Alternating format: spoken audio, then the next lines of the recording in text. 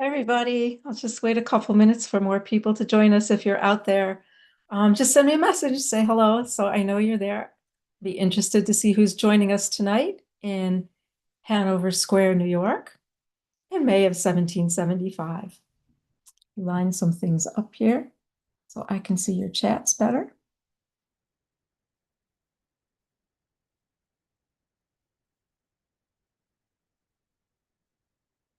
Also, let me know if I am streaming okay because my picture freezes here all the time. And I'm not sure why that happens, but everyone tells me that you're seeing it. So I'm assuming you're seeing it. I can actually look myself on YouTube on my phone to see if I'm there. So if you're there, send me a little message saying you're there and that you're hearing me and seeing me so that I know because my image always freezes here. I'm on Restream and I'm not sure why. Thank you so much. Stream looks good on YouTube. Thank you so much for letting me know. Um, oh, Mrs. Q. Oh, okay, good. People are seeing me. Excellent. Thank you. And of course, my camera won't focus right.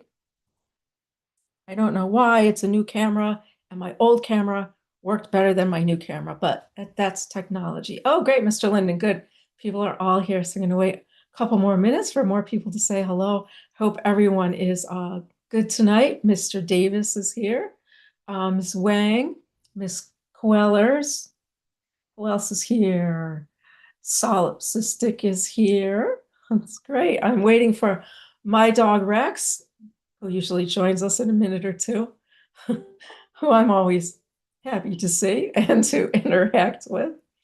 Um, I hope you all had a great Memorial Day. For those of you who follow me on Instagram or Facebook, you saw some of the great Memorial Day pictures that I posted for some of the things going around here in Northeastern Pennsylvania that I attended. Mr. White, good evening to Easton from Mountaintop, Mr. White. Um, or I should actually say from Hanover Square. I just cheated and told you where I really am. But no, for now, we are at Hanover Square. And this is something I made for this past weekend, although this weekend I wore it with red. I used a white scarf, red lacing. You can see I have some little red bows. This is the outfit Mrs. Q was talking about last week, and it came out quite beautifully. The silhouette is quite lovely. It really came out great. And I wore it with a deep burgundy skirt, but today I have on a navy skirt. I think it looks a little bit more low key and a little bit better for 1775 Mrs. Q. But this is a sort of outfit and a silhouette I was working on. I think it took me about 2 years to get this fit properly, to get something to fit me this well. So it was a long time coming, and it was a great feeling when I finally finished it, and it really looked fantastic. And there are pictures of me and lots of other people on my Patriot Tours NYC on Facebook or Mrs. Q History on Instagram. You can see lots of pictures there. Rightful Liberty, it looks great in navy, right? I think Rightful Liberty also saw the red version on my other social media. I attended on Sunday a memorial service for the 24th Connecticut Militia Regiment who fought here in 1778 in the Battle of Wyoming. And it was a great success. Far more people than we ever expected attended. So that was really nice. And then on Monday, I attended, not in costume, but in my regular 21st century self, commemoration for an unidentified Confederate soldier that is buried in one of the graveyards here in Wyoming, Pennsylvania. And they did a lovely tribute to that soldier that was really wonderful. Rightful Liberty says, yes, they did see the red version of this. So let me know, Rightful Liberty, if you like the red or the blue version better. I think I like the blue version better, although the red version was quite, outstanding as well. But I always like yellow and navy together, and I think this looks just really great. So I really like this. So, okay, so it's May of 1775, and this is Hanover Square, New York City. I am Mrs. Q, and I am a merchant lady here in New York City. And for the past few weeks, I've been telling you about what's been happening here since we got the news of Lexington and Concord. Miss Wetzel says, blue is stunning on me. Thank you so much.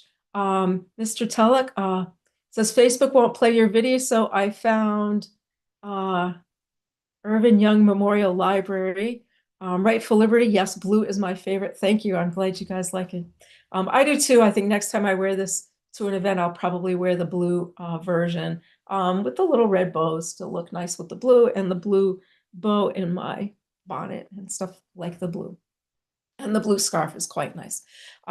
So I've been talking about everything that's been happening in New York since we got the word of Lexington and Concord back on April 23rd. So it's been a little bit more than a month. The Continental Congress has been meeting and trying to figure out what to do. And one of the things the Continental Congress has ordered us here to do in the city, oops, I don't want you to see my lining there, is although my lining came out very nice. I have to tell you, my lining is beautiful. And my ruffles also came out so nice, sewn by hand between the outer linen and the inner ruffle, all sewn by hand. I have to say, I did some really beautiful work on this outfit, some of the nicest work I have ever done. So it would make a real seamstress proud of me. If my real mother was a seamstress, as Mrs. Q's mother was, it would make her proud. So even in 1775, I think Mrs. Q, my mother, would be very proud of the work I did on this, although it's unlikely Mrs. Q, the merchant, would have done this herself. She would have had her mantua maker or her dressmaker make it for her, but it came out quite nice. Also, as an aside, I'm thinking of becoming a costumer for other people since this came out so nice, and so many people have said they'd like to have something like it. I might get into costuming for other people in the future. So after we got the news of Lexington and Concord, of course, you might remember there were very few soldiers left here in New York, as they've all been in Boston for, over a year now. And the Sons of Liberty have gone crazy in this town, harassing many people. And you might remember a couple of weeks ago, even harassing me for wearing a beautiful red and white striped outfit that they thought was a little bit too festive for the terrible times we're in, and came into my store and harassed me about what I was wearing. So I'm dressing much more low key now because I don't want to attract attention or have any more problems. Oh, Mr. Telek says Facebook won't play the video, but I found you on YouTube. Thank you so much for looking for me on YouTube, but I noticed that you're commenting from Facebook. So maybe you are watching on Facebook. I don't know. I start the live stream, and where it streams, it streams. I used to worry about these things a lot, but I don't so much anymore. So anyway, here I am. Hopefully you're seeing me somewhere.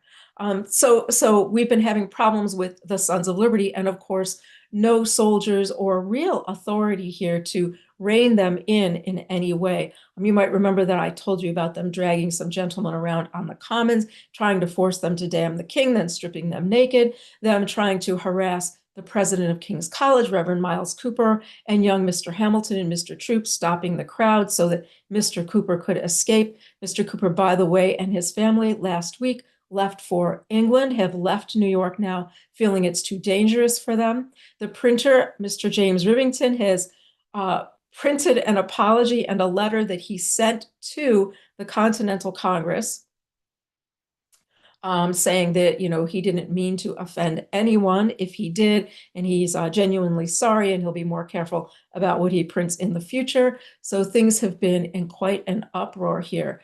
Also, I mention that some letters were exposed between certain loyalists or Tories here in New York who had been writing to England and assuring England that New York would side with England against the other colonies if it came to more of a military action here, that those letters were intercepted and exposed. So we have that going on. Oh, what else has been happening? Oh, the warship Asia has returned. The Asia is a magnificent 64-gun warship, one of England's finest. And we've seen the Asia here before. But it is now returned. It was in Boston, and it has returned as Governor Colden requested of Lord Dartmouth that they send the Asia back to New York in an effort to quell some of the chaos that has been happening here in the town. I don't think anyone was really very afraid or very worried when they saw the Asia arrive, as we are used to seeing the Asia here, where it's normally in port here in New York anyway. But the Asia has now arrived. I think maybe Governor Tryon Governor Tryon is on his way, as Governor Colden is filling in, while I think Governor Tryon has been in England and is on his way back. And there's just all sorts of things that are in upheaval. We chose our own provincial Congress, I think I mentioned, and that was last week, just a block from here over at the Exchange where they met for the first time. Now, one of the things the Continental Congress has instructed us to do here is to take all of the privately owned cannon and move them up to the Kingsbridge. So for those of you who aren't that familiar with our geography, I am on the southern tip of a long, skinny island called Manhattan by the native people, or called York by the English, York Island. And there's only one bridge connecting this island to the mainland. It's at the very northern end of the island, and it's called the King's Bridge. And it connects to a little town on the other side called Kingsbridge, which is a part of an area we call the Bronx.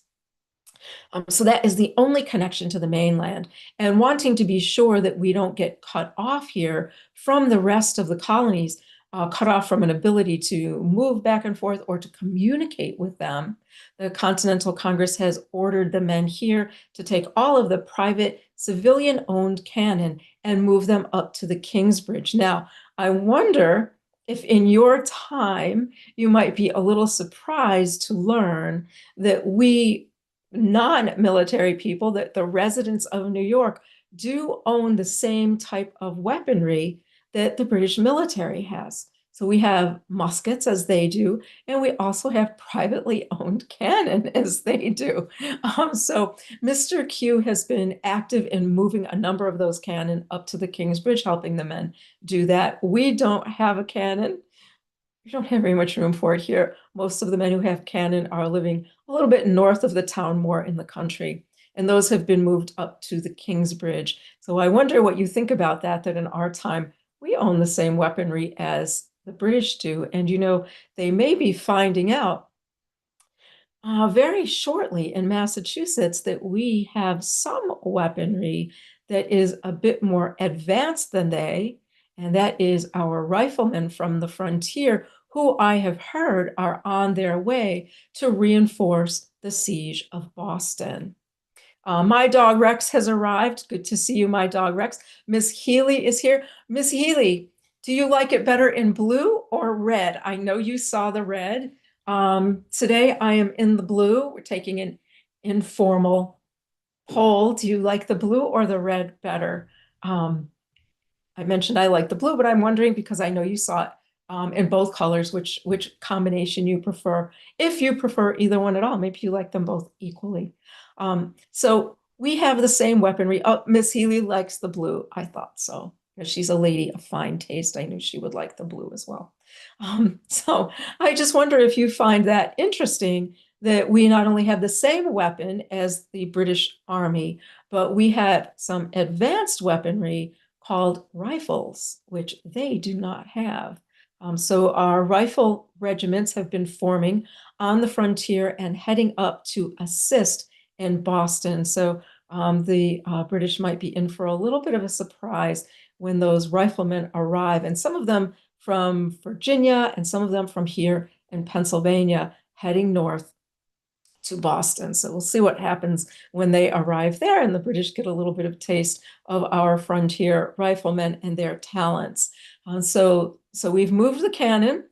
Let's see, regiments are forming, and although Mr. Q has not said much about it, I do assume that Mr. Q will be joining either one of the local militias or one of the Continental regiments when the time comes, although he really hasn't said anything about that. I'm quite certain that's something that he will do, and that's something that we will learn to live with when the time comes. So we'll see what happens with that as the months go by and things change. The Congress is raising a continental army. I think I may have mentioned that. I'm not sure how far along they've got in that process, as we haven't got a new report from them since last I saw you last week. So I'm not sure what has progressed from them in that time. Let's see, I mentioned the Asia is here, not really frightening anyone, but the Asia is there.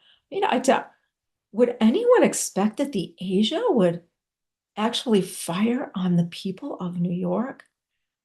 I find that to be like a really unbelievable thing. I can't imagine that the Asia would ever fire upon us. We're used to seeing it. It's been here many times in the past. It's a very unsettling idea to think that a warship that we're so used to seeing there in our defense could one day turn its guns against us, something I really hadn't considered before. Um, a number of things happening that none of us have ever considered before. Now, one of the big discussions that has been going on here that I think I've been talking about a little bit is whether or not one is a Whig or a Tory, um, or as you might call us, uh, rebels or patriots and loyalists. And trying to understand, I think, in your time, why anyone would be a loyalist or a Tory. I think that might be a little hard for you in your time to understand, but keep in mind that in your time, when you would like to understand my time, you must forget everything you know from the day I'm talking to you, which is May 29th, 1775, everything from there forward to what you know in order to understand how we think in my time. Because you know so much more, don't you? You know, over, 250 years of additional things that are going to happen that we don't know. So in order to understand us, you have to try to forget all of that you know, and consider that you only know everything that's happened in history up until our time, and then you might understand us a little bit better. So, what is a loyalist or a Tory? And is it possible to understand why someone might be a loyalist or a Tory? Now, some people might right away say, could never be a Tory. I would never be a loyalist. They're all cowardly. They're lazy. They believe they can't live without government. But is that really a fair assessment of what a loyalist is? Now, I have many ladies who come into my shop whose husbands are of the loyalist persuasion, who come in and talk to me, and they tell me about what their husbands think. I should tell you that the ladies are not so engaged in that type, excuse me, of political conversation, that most of the ladies stay removed from political conversation and are just more interested in maintaining the social fabric and the social structure of our city here. And so there's not a lot of political talk between the ladies, except, as I mentioned last week, maybe in someone's little parlor like this, where you know you're alone and safe from prying ears. So it's not really considered ladylike to be commenting publicly on such things that are usually left up to the men to discuss. So we don't really talk about politics that much among the ladies, more social things as best as we can. But we do, of course, worry and wonder about what is going to happen. So many of the ladies that I do business with are loyalist ladies. They come in and we talk. Their husbands are staunchly loyalist. And we talk about why they are supportive of the king. Now, I should tell you that there are different types of rankings within loyalists. There are loyalists who have always been loyal to the crown over the past 10 years of everything that has happened to us. So from the Stamp Act through the Quartering Act and the Tea Act and the punishment of Boston, the occupation of Boston, through all of these events, they have been staunchly on the side of the crown and have always been in league with England's decisions and supported them all the way. There are other loyalists who were not always on the side of England, who perhaps were not on the side of England during the Stamp Act or the Quartering Act or the Tea Act, but are now because they don't support separation from England. So their view is that and I think Mr. William Smith is of this frame of mind. If you don't know, William Smith is of the law firm of Mr.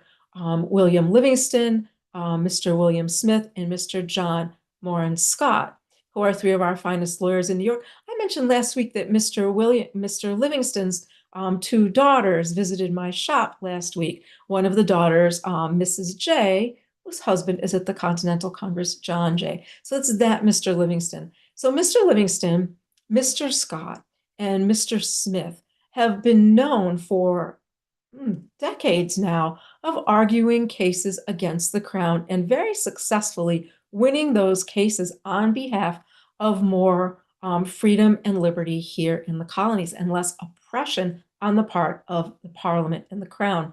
However, I believe that it's Mr. Smith's position. Now, Mr. Scott and Mr. Livingston are firmly on the side of separation from England, and I think Mr. Livingston has been for many years. But Mr. Smith's view is that their arguments with England or with the Parliament and the Crown were purely legal ones in order to better establish rule in the colonies. So, in other words, to perfect our relationship between New York and England. And that never were they intended to be a foundation of separation from England. So you can see he's differing with his two law partners over this idea. So we do have people like that who were against all of those other issues and saw those as issues we needed to rectify in order to better hone or perfect our relationship with the crown, but that those events did not constitute reason to remove ourselves from the British Empire. So we have those two different ideas of what a Tory or a loyalist might be. And I have a question from Rightful Liberty.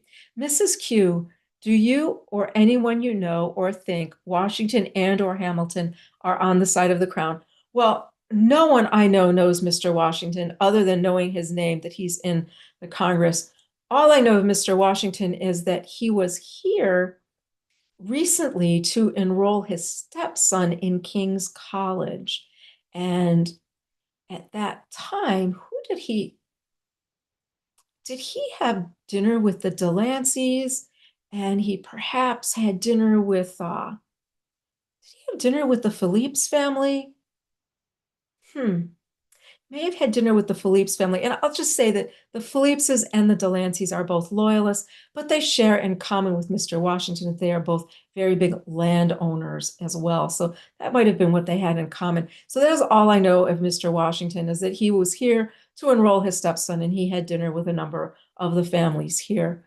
So I don't know anything more. I do know young Mr. Hamilton, and young Mr. Hamilton seems to me to be purely a rebel, at least at this time in his life. He's writing the articles, well, we're not supposed to divulge, but he's writing a series of articles called The Monitor in Mr. Holt's paper, which are laying out all the reasons for separation from England. And he also has been debating in a series of broadsides Samuel Seabury, the head of the Church of England in Westchester. So I would say, oh, and he also showed himself to be a fine gentleman in stopping that crowd of insane Sons of Liberty who tried to attack the Reverend Miles Cooper. So I would only hold Mr. Hamilton in the highest esteem and regard as a fine young man, well educated, and clearly with a good moral sense of how to restrain his own side from misbehaving. And he, of course, was with young Mr. Troop, who also is a fine gentleman. So at this point, I would have no reason to think that either of them had any sympathies toward the crown whatsoever. But it is only 1775, of course, and I don't know anything that's going to happen in the future. So maybe a Mrs. Q of 1792 might have a different opinion about that. But tonight, Mrs. Q is only in 1775. So you'll have to keep joining me to see if one night Mrs. Q of 1792 may pop up, or Mrs. Q of 1789, and maybe tell you a different story about her thoughts about Mr. Hamilton. So you just have to stay tuned and see. Rightful Liberty says, thank you. You're very welcome, sir, for that. So we have the two different categories of loyalists. The people who have supported the crown throughout everything, and people who have not supported the crown but do not believe separation from England is a good idea. So why would they not think it's a good idea? Well, think about it. We have always lived under British rule. Always. All of us alive today here have lived under British rule, and it has been very orderly here, very orderly. Aside from their venture with the French and Indian War, but other than that, it has been very orderly. People from many places have been allowed to come here and live. My parents from Naples, Mr. Q's parents from Spain. So many people are here. There are people from all over Europe who have landed here, and a smattering of people from places more exotic than Europe even that are here, and no problem with that. We have, on average, got along very well with the native people here in New York, have very good relationship with them, have grown and prospered with them. We have very good civil and criminal law here as established by the British common law that we live under. We have our merchant ships are defended by the Royal Fleet. Our borders are defended by the Army. So if you're thinking about all of that, what better lives can we live as we're living here with all of the benefits of being England without having to have all of England's aristocrats and royals and everyone else here among us? They're on the other side of the Atlantic Ocean. They're far from us. We don't see them. We don't have to deal with them.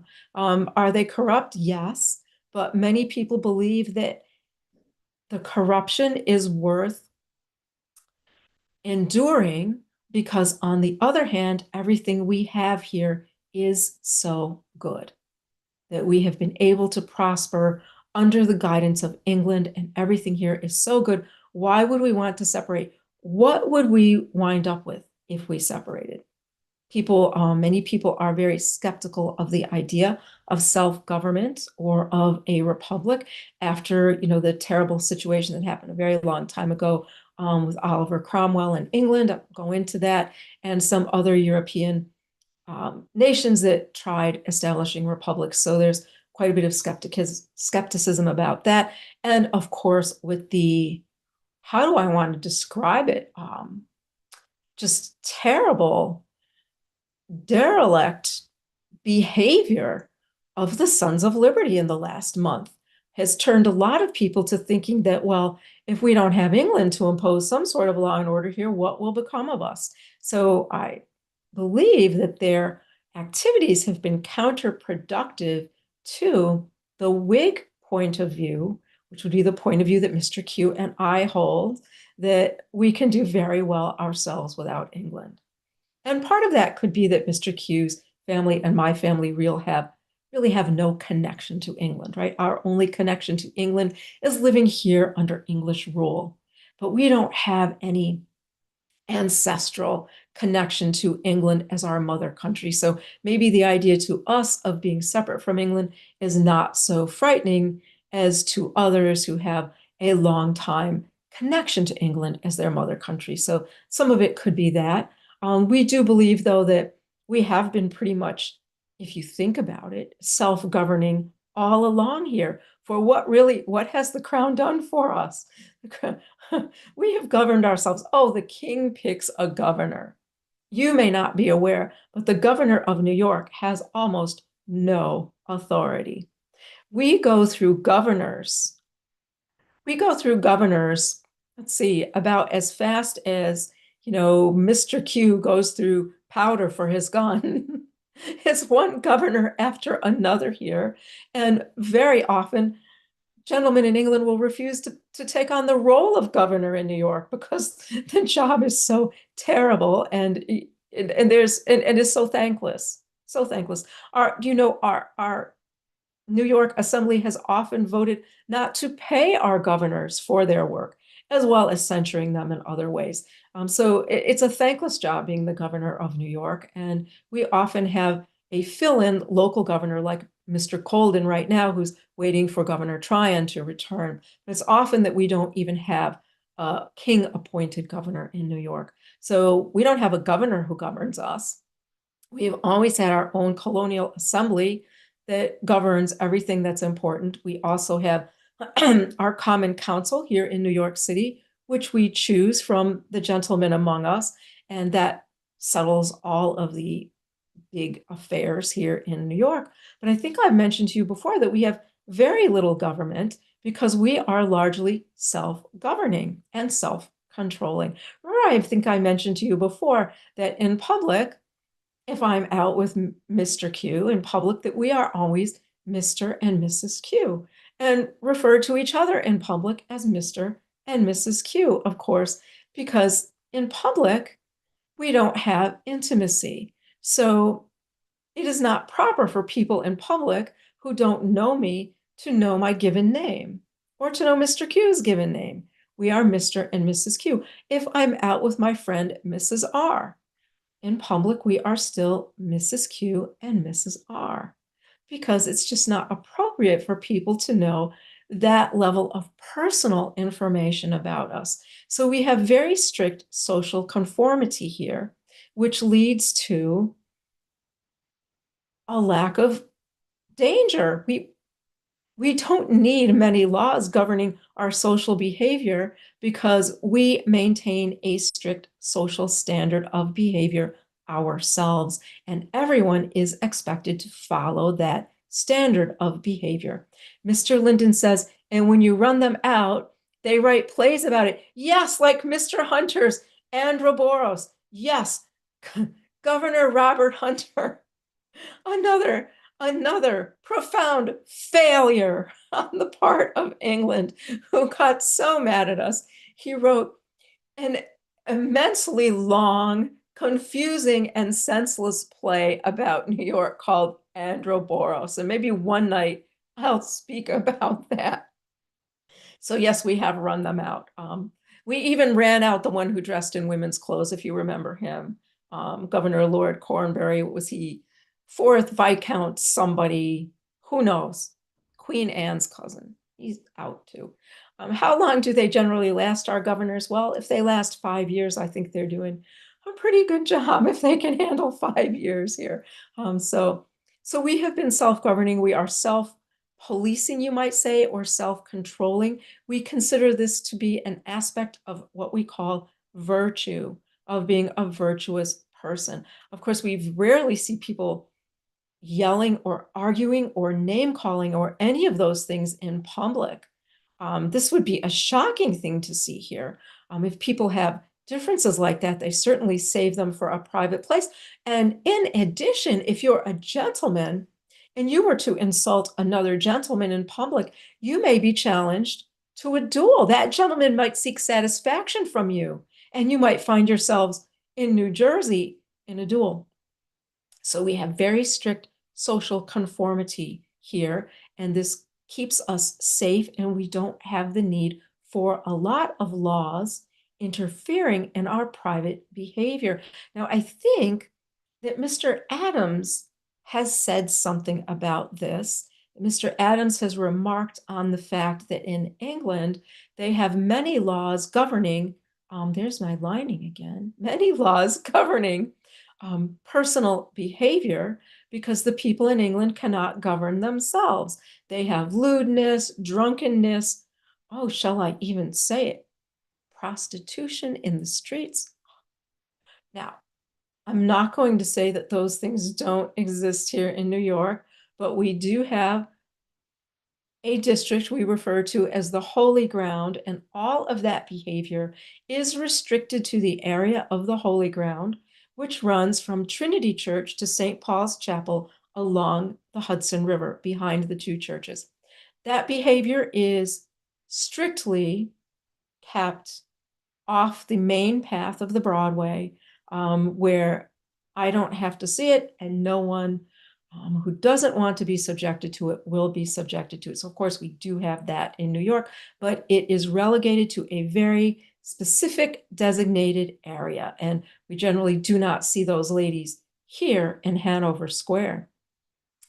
We do, however, and this brings back another interesting event from my store having to do with virtue, and that is the ladies who perform in the theater. Of course, some of the ladies who perform in the theater get very nice gifts from the gentlemen in the form of money or accounts in the various stores for them to buy clothing, accessories, whatever they need. And a couple of the ladies in the theater do have gentlemen who keep an account for them in my shop. And I am not at liberty to say who these gentlemen are or who the ladies are, and I never would. But one day there was a very fine lady in my shop, and she was looking at some of this linen, which I have in different colors. She was looking at this linen for summer, and this, shall I say, lady and this performer from the theater came in, and she was appalled that this woman came into the shop and had an account in the shop. And I took her in back and settled her down and told her, that of course she is old enough to know that there are gentlemen who support some of these ladies quite well. And, what can we do about it? And she was quite upset to be in the same shop with one of these ladies of the theater. Solipsistic says, oh, those damned rascals. Rascals, I'm sorry, I shouldn't say rascal. You know that rascal is a term that could require satisfaction if you were to refer to another gentleman as a rascal. It could require that you stand for satisfaction. So I'd be very careful about saying that. Miss Mackey says, do you have public punishments and executions in New York? Absolutely, we do. We do not have a lot of taxes or government. Therefore, we do not have the facilities to keep people imprisoned long for any crimes they commit. And we do believe that if you've committed a crime and you've been found guilty, once you've served your punishment, you are free to go back to your life as it was. And of course, that would be any punishment but executions. Now, my friend, Mrs. R, told me a story. She said that when she was a girl, her mother took her to an execution on the common. So we have public executions on our common. We also put people in the stocks, you might know, put people in cages, which is not so nice, brand people, whip people, things like that, depending on the crime and what the punishment is that goes with that crime. Well, she told me when she was a girl, she said she thinks she was about, she says perhaps 8 years old. Her mother took her to see an execution on the common. And she kept trying to, turn her head. And she said that her mother was behind her with her hands on the side of her head, not allowing her to turn her head either way, not allowing her to look away because her mother wanted her to understand the punishment for crime. That punishment for crime is a serious thing and that she should understand that. And she said that was the first execution by hanging she'd ever witnessed. So yes, we do have that. And we also have, I may have mentioned the poorhouse. If you have nowhere to live, you live in the poorhouse and people give money to that. And we also have the debtor's prison.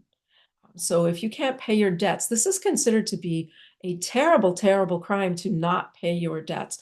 If you borrow from someone and you don't pay them back, that is a crime against their property. Property crimes are very important. It's a crime against their property and you must be punished for it. And what we do here in New York is you are sentenced to the debtor's jail, where you are allowed to leave during the day to work. And once you've worked enough to pay off your debt, you can be released from the jail. So your debt is paid, and you can then go home. So not paying your debts is a terrible, heinous crime. Stealing property from another person, again, another property crime, not acceptable. Stealing someone's livestock or any of their property is not acceptable. Other types of crimes, crimes against ladies or girls or children, are all punished severely. And in that way, punishments are severe and they are quick. I hear in your time that a trial might last months to decide if someone killed someone. Here, it may last a few days. Really, how can it take 3 months to determine if someone killed someone? I don't, the things I hear back about your time are very confusing to me. In my time, a murder trial may take 2 or 3 days at most. And then if found guilty, the punishment is carried out right away. So we don't have people languish for many years in the jails or anything like that. So punishments are severe. This was, of course, long before I was born. In 1741 or 42, so about 35 years ago or so, we did have a massive slave uprising here in New York City. And the slave uprising was blamed on Catholics here in the city. And so a number of slaves and Catholic persons who were involved in this were burned alive on the commons, which is a frightening and horrific act. And I don't think that that has happened again since that time. So we no longer burn people alive. Thank goodness for that. But we do have punishments that fit the crimes. What else do we do? As I said, we have strict social behaviors that we are taught very young.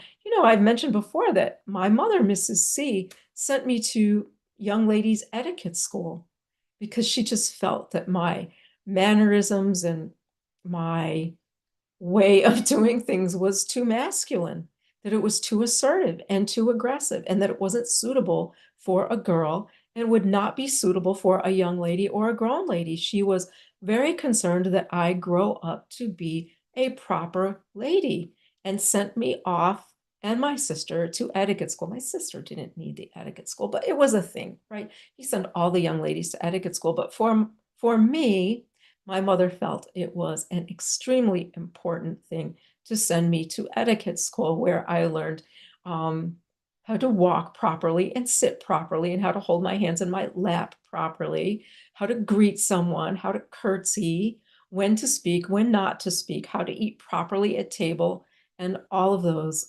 things. And as my mother said, most importantly, learn when to keep quiet and not speak unless it's appropriate for me to speak.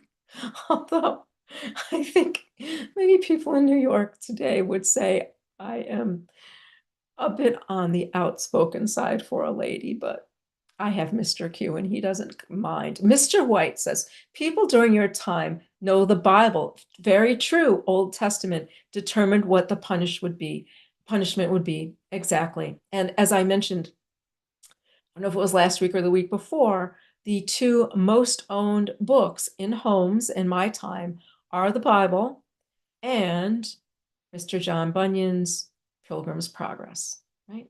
The two most owned books in America in my time. So yes, so things would be considered to be biblical in that respect.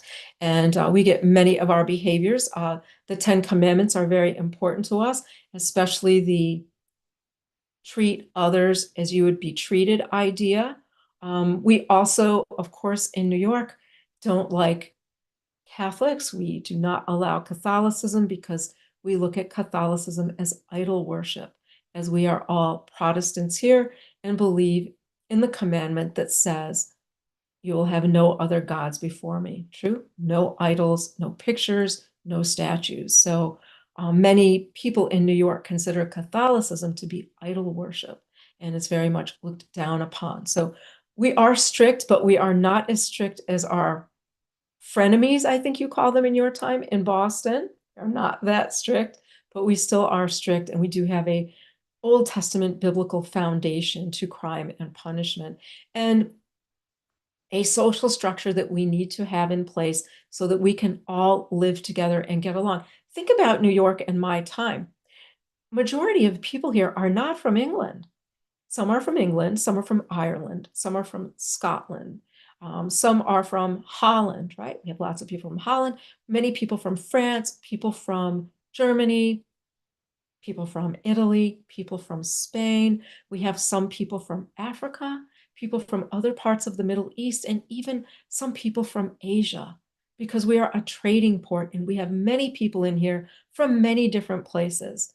People say that our English here in New York is too short and too fast and too abrupt and direct, but it's an English that has evolved in a trading port, making it so that we can all understand each other when we speak to each other. So it's a language that facilitates different people of different cultures and backgrounds being able to communicate. Because we have so many people here, we all need to adapt to the same social standards and rules so that we can get along peacefully, and more importantly, so that we can prosper together. If we can get along together and work together and live together, we can prosper together. Let's see, I have a whole bunch of things coming up here. Let me grab my little glasses. We have oh, people commenting on the Netherlands. Yes, we do. Well, you know that New York was originally a colony that was a part of Holland, the Netherlands, right? We were New Netherland. And where I'm standing tonight was New Amsterdam. So we still have quite a lot of Dutch tradition, Dutch Reformed Church, Dutch tradition, Dutch language. And you know, it is highly annoying when someone's Dutch seamstress comes into the shop and speaks not a word of English. Some of the Dutch families here, very annoying. Why would they assume that I can speak Dutch? I speak English. I barely speak Italian. Mr. Q speaks anything.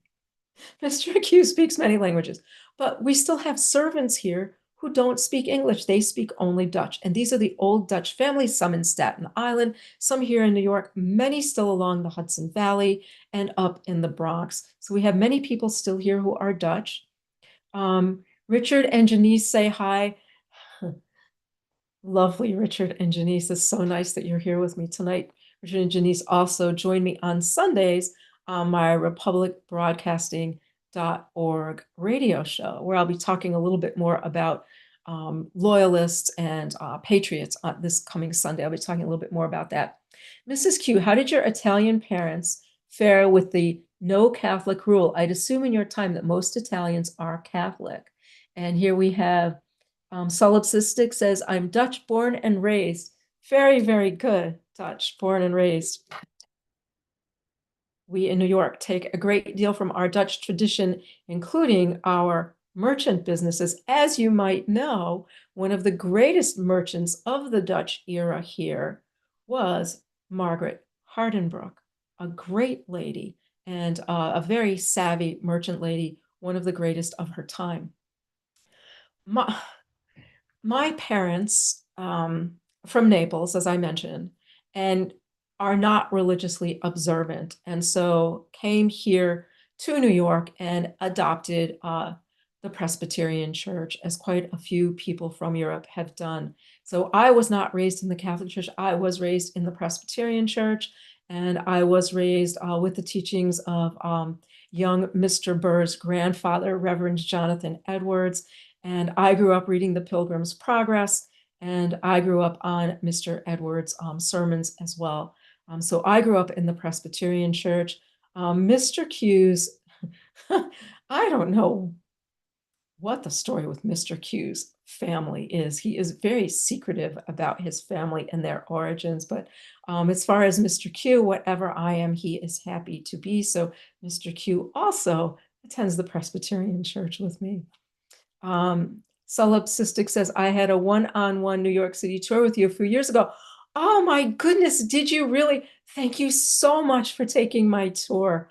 I'm so happy you did, and I miss my tour so much.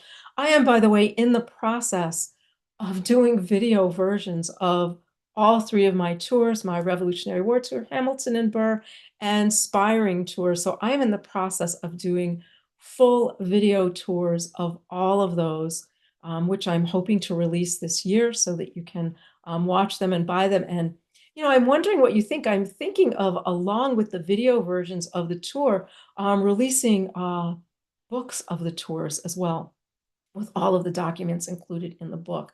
So that's something that I'm thinking of doing a book. I'm also thinking about a book on the Mesereau family and the Mesereau spiring specifically, because the Mesereaus, of course, started out in Staten Island, most of my life hometown, but they wound up in my early life hometown, a place called Endicott, New York, and I grew up in a place very nearby called Binghamton, New York. So I have a special affinity to the Mesereau, so I may be writing about them. Ms. Wetzel says, yes, teaching guides for teachers. I think the tour would be a great thing to show students, the Revolutionary War tour, Hamilton and Burr tour as well. And there are a lot of things I can fit into the video versions that I can't get into, that I couldn't get into when I was taking any of you around on the street, because it just would have made the tour too long. And I don't know if any of you took private tours with me, but you might know that I did private tours sometimes that went on for a whole day because people just wanted to know everything. And we would do a tour for a few hours, stop and eat, and then go back and walk around for a couple more hours. So that was really nice. That would be great. I have your book on Theodosia Burr. Thank you so much. I love Theodosia Burr, but I can't talk about her in 1775 because her father, Aaron Burr, in 1775, in May of 1775, is in Connecticut studying the law with his brother-in-law, Tappan Reed, his older sister Sarah's husband. So young Mr. Burr has not really come on the scene yet, as he is studying the law in May of 1775. But by fall of 1775, he will be joining Benedict Arnold's expedition to Quebec. And as we get through the year, I'll be talking more about that. But right now, young Mr. Burr is still studying the law. He's already graduated College of New Jersey, or Princeton to you. He's already graduated and is studying the law with Tappan Reed. Although I am guessing that, just like all the other young men, when it comes time to sign up to go fight, he will do so. Oh, I also, speaking of the Mesereaus, I did hear a rumor that the brothers, Joshua and John, John Mesereau runs the flying machine, the stagecoach between here and Philadelphia, as he calls it, the flying machine, the fastest way to get between here and Philadelphia. And his brother Josh with the Blazing Star Tavern. I heard rumor that they said that they would likely donate all of their horses to the effort in Boston if it was required. So that would be really wonderful of them to do that. So the Mesereaus on Staten Island, also from France, French Huguenots, again, people escaping the Catholic Church in France. So they're Huguenots there. So many people here, as I mentioned. So I've gone on a little longer than usual. Thank you for tolerating me talking for so long. It's really wonderful. I love seeing you all every week. And we will be back next week. Sunday is my birthday, and we'll see if Mr. Q remembers, and maybe he'll have a birthday surprise for me that I can share with you next week. But Sunday is my birthday. In my time, birthdays are not a big celebration. I think they're a much bigger celebration in your time. And weddings are not that big either. I think they're much bigger in your time as well. So our holiday celebrations are much more low key. Oh, Mrs. Healy, thank you for wishing me a happy birthday. I'll probably be doing research on my birthday Sunday, Sunday I have my radio show. I'll be writing my show notes on Sunday. So if you don't already know, you can join me Sunday at republicbroadcasting.org at 9 p.m. Eastern time. And I'll be talking a little bit more in depth about the Loyalist versus Patriot opposition, and getting more into technical detail about what both sides believed. And one of the things I'm going to be talking about is that if you are here and you believe in reconciliation even though there's corruption, if you believe that a little corruption is okay and we should still reconcile, you are still a Tory and we are still against you. So it's not acceptable to accept corruption on your own side because you think that it's okay as long as it's your side doing it. We say that in England, the Whigs and the Tories are corrupt. They're both corrupt. And therefore, the only way is to separate, that a corrupt system cannot be fixed from within. And that if you like the Whigs and you say, it's okay, we can have reconciliation with the Whigs of England, even though they're a little corrupt, we don't agree with you. So it's a little bit about what I'll be talking about on Sunday night. I know Rightful Liberty that you will be listening on Sunday. Oh, thank you all. The whole bunch of happy birthday wishes have popped up. Thank you all for the birthday wishes. They went by. Miss Wetzel, Mr. Telek, Rightful Liberty, Mr. White. Mr. White, I still am going to get in touch with you about taking Mr. Q and I around Easton, Pennsylvania, if it ever stops raining here. So I will be in touch with you. So good night, everyone. Have a lovely week. And I guess some of you will tune in on Sunday, and next Thursday, I'll see lots of you again. So thank you very much for joining me. So until next time, this is Mrs. Q Live, Hanover Square, May 1775. Thank